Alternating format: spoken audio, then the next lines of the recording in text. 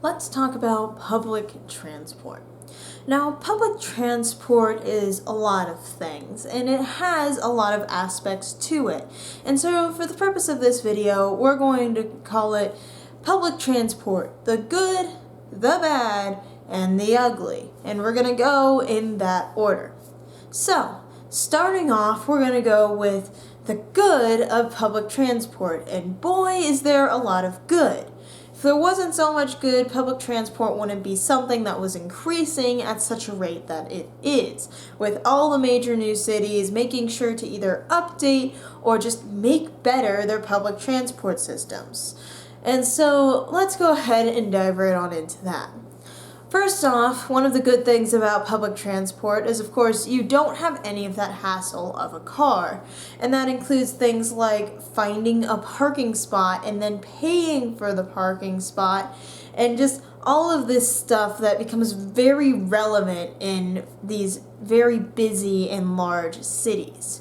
When you're somewhere like New York or Los Angeles, you don't really have that luxury of just being able to throw your car somewhere and then go wherever you please.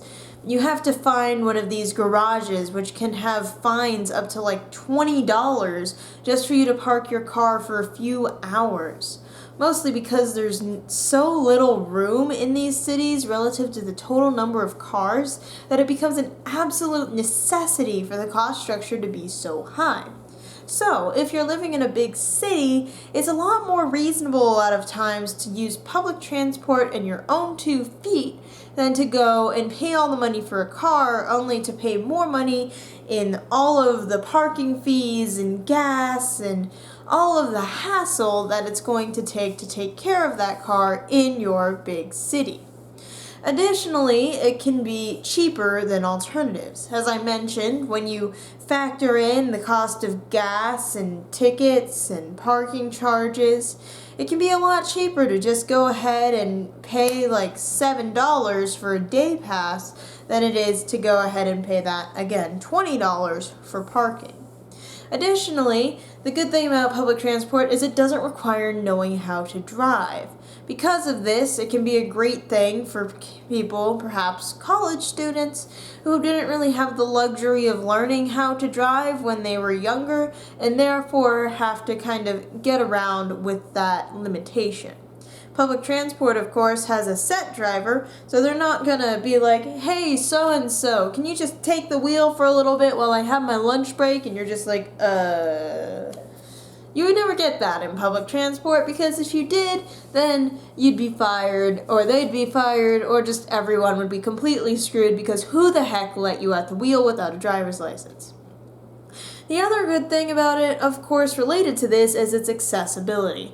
Doesn't matter who you are, you can go ahead and get on public transport, and it'll take you where you need to go. There's not any papers you need to fill out to get on there. It's just a straight flat fee that you pay, and then you're good to go. Finally, public transport can save the environment if you're into that, because everyone getting together uses pretty much the same amount of fossil fuel as it would if there was only one person in the bus. So having everyone get there on the same amount of fossil fuel as it would have taken one person to get there is, of course, a fantastic thing if you're trying to limit fossil fuel use. Now, all of that good being out of the way, let's get into the fun stuff, or at least the bad stuff. The things that make public transport kind of this dirty term that people don't really like to use, and something that people are, I'd say quite rightly, kind of afraid of. But let's just go ahead and start off with some of the basic things. We're not at the ugly part yet. So, first of all, public transport is about as reliable as sunshine coming when he is called. It just isn't. Sometimes it'll happen that sunshine will come over when you call his name, but this is extremely rare, and so is public transport actually being on its darn schedule. Public transport has a very bad habit of getting bogged down by people that just aren't very efficient, and therefore takes way too long at its stops than it should have, and quickly gets behind schedule. This can be annoying if you're trying to get anywhere on a very tight schedule and you absolutely cannot spare those extra few minutes that train or bus or subway has inevitably picked up on its way. Now, this problem has been alleviated in some countries, such as Japan, where you're pretty much screwed if those doors are closing. New York's another good example. However, in countries that are a little more lenient, perhaps more than they should be, I'm looking at you, Italy, it's very problematic, and you're lucky if your bus arrives within about 20 minutes of the scheduled time. It can be an extremely problematic thing. Another bad thing about public transport, and this is a problem in Japan, is crowded public transport. Because it's so accessible, there's so many people that can get onto these trains and choose to do so. Trains, subways, buses, etc. And so when you try to get on there, you become just one of the mass of people that's just trying to wiggle their way onto this thing so that they can be inside of it when it starts moving, instead of, hanging on to the outside and running into the wall as it goes zooming past. And so, yeah, it can be extremely crowded, and there can be this feeling of judgment sometimes. And I'm not sure why this is. This is more something I experience. It might not be a typical thing, but at least for me, whenever I'm on public transport, I'm very aware of what I'm doing. I'm very aware if I'm looking at my phone that people might be looking at me and thinking, "Ah, man, look at that Gen Z kid looking at their May-Mays. Man, they must be, ruining the world with all of their leisure time." And I'm just over here please don't judge me. I'm also very concerned about taking up space. So if I'm in public transport, I will be stiff as a board. I will move my shoulders forward to try to take up less room, and just desperately trying to be not in the other people's space so that they don't hate me forever, which I'm not sure why I'm concerned about. It's not like we will ever see each other ever again. And, just various things like this. I will never do anything weird with my hands. I will never do anything weird. I'll just be trying to stay as still and as uninteresting as possible so that people don't look over and are what is up with that weird person? Though come to think of it, being as still as possible might create kind of the same response as people wonder, did she get attacked by Medusa or something on the way here? It also, the other problem with public transport is because it serves so many people, it can only serve so many of those people correctly. And by that I mean, it doesn't stop exactly where you need it to stop all the time. And this can be especially a problem when you're in a little bit of a bigger city that's a bit more spread out, because now all of a sudden when you finally get to your stop, you might still have a 20-30 minute walk from there to your actual location that you're trying to get to, simply because it would be impossible, and if not extremely inefficient, to go and stop at every single location that people might need to go to. And so we just don't do it. And you get this weird situation where, yeah, you're most of the way there, but it's still a pretty far way to go. And thus ends the bad. And so now, what you've all been waiting for, drumroll please, the ugly. And for the ugly, I have to say it's the same thing that has appeared in both categories, for the good and for the bad somewhat, with some of the ideas, which is the accessibility of public transport. You see, public transport that can be used by everyone is great, because it can't be used by everyone, and no matter who you are watching this video, if you really want to, you can go ahead and jump on public transport right now. Nothing's gonna stop you. At the same time, that means nothing's gonna stop you. It doesn't matter who you are or how sketchy or bad-tempered you may be, you will be allowed onto public transport the same as anyone else. And this does create the problems and is the root of all the problems with public transport. Because when you go on and there's nothing stopping anyone from going on there, you inevitably get some sketchy people. And I want to clarify right now that not all people who are sketchy looking are actually bad people or any of this.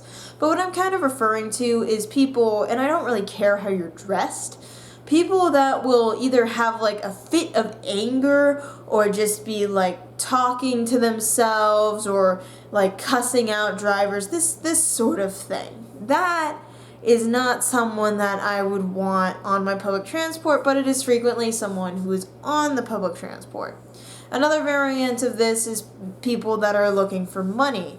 And while I can understand the idea of looking for money, I feel like doing it on public transport is an extremely rude thing to do, merely for the fact that we are stuck in this thing for as long as it takes for me to get to my destination, and now I'm going to be stuck with your pleas for the entire time. And to me, that's not fair. Like, if I wanted to give you money, I would, but I don't see why you should be trapping me with you and your influence for the entire ride, as well as everyone else there. We're just trying to get where we're going. We don't really want to deal with your situation at the time, and I realize how bad that sounds, but it's just the truth. And yeah, if you're on the street, then that's one thing, but if you're with me in an enclosed space, to me, that's another. And as I mentioned before, and I just want to elaborate on, the absolute worst kind of people that you can get in public transport with are people that are angry or cussing people out or just downright violent or rude. And this was a situation that I ran into when I had my first use of public transport here in Tucson, the story I kind of alluded to in that one video of the streetcar. So essentially what it was is I got on the streetcar and there were probably about 10 people on that thing in total. It's pretty long. And so I go ahead and I sit down a few seats behind this guy that I see, wanting to get my separation. And then at one of the stops, this guy gets up and just as the thing is slowing down, he tries to hit the stop button. But he doesn't hit it in time, and so the thing, instead of coming to a complete stop, keeps going. And seeing this, the guy gets extremely angry and starts pounding on the door of the streetcar and starts yelling and cussing out the driver. And I'm about, I'd say, 7 feet from this all happening, desperately trying to hope that he will not come over and take me out with his anger. And I know that there's no reason that he would come and start beating up on some random person that's in the train with him, but to me it was not a good place to be, and it was definitely not a pleasant experience that made me want to do public transport very soon after that. That being said, I've had enough experiences with public transport and this sort of thing that it's not going to scare me away from it, but I can definitely understand why a lot of people are very, will stay away from public transport as long as they possibly have to. And what I would say about public transport as a whole is there are a lot of good things about it. And there are a lot of situations where public transport is a very vital solution to the problem of transport. And it's a good one. It can be extremely helpful and extremely cheap and just a really good way of getting around, especially in those big cities. However, I will say that if you're getting onto public transport, I would always suggest that you go with a friend. You find someone to go on the public transport with you, and that way you have a little bit more security. I would also suggest that you go at a time that's a little more busy. And the reason I suggest this is because when there's more people, less people are likely to act up, as this one was. And it at least creates an environment where if there was going to be a target of hostility, at least there's a lower probability that it would be you. Anyways, I realized this video went into a little bit of a darker place, but I did feel like it was a necessary aspect of public transport to talk about. I will never advise you against taking public transport if it works for you and it is something you need to do. I just personally know that in the future, I will always find a friend before I go ahead and hop on that streetcar. So, if you guys liked this video, found it interesting, or I don't know, go ahead and leave a like. Go ahead and also comment your experiences, good or bad, with public transportation.